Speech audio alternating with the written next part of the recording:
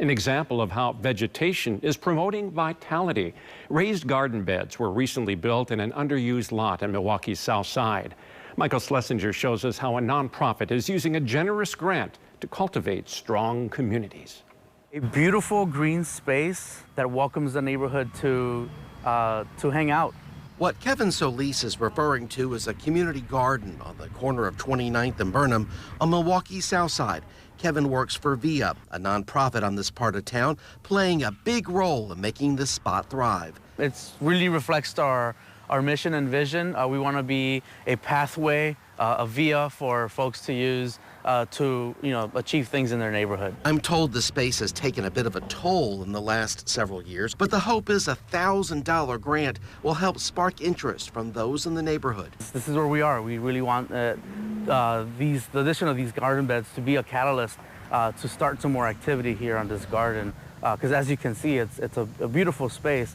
We want to make sure that residents here are using it. You're also creating safer neighborhoods.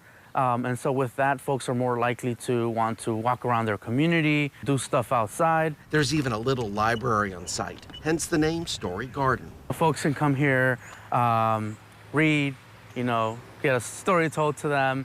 So that's sort of what we're trying to live up to the name. Associate State Director of Community Outreach of AARP Wisconsin, Amber Miller, wasn't surprised when she heard this particular project would be awarded the money. Maybe they just saw an empty lot, an eyesore. And what we see is bringing people together and connecting, coming to a garden. Maybe people just want to sit here and just sit in the green space, growing your own fruits and vegetables. So to me, I see that they're activating a space that maybe traditionally is not. Each year, $11,000 is divvied up to various nonprofits and government agencies all across Wisconsin. It begins with an application. A panel of judges decides who the winners are with one big criterion in mind. They like to see how it affects the 50-plus population. They love intergenerational. We know it's going to bring people of all different ages together. So I would say the nonprofit itself, we're not as worried about, but it's actually the mission of what they're going to do with the money that is the most important.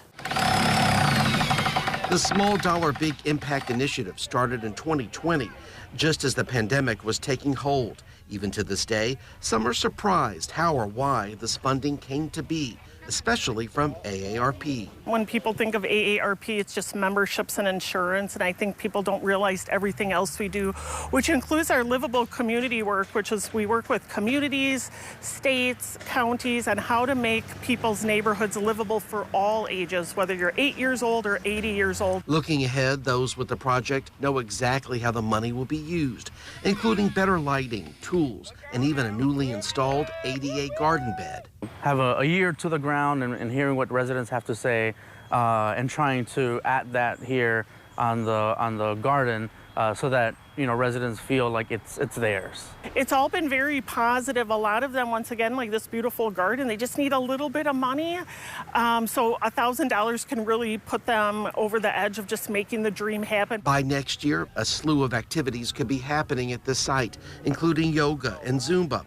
And there's always a need for volunteers. Pick the vegetables when they're ready, doing some maintenance, just mowing the lawn here. So there's always something to do.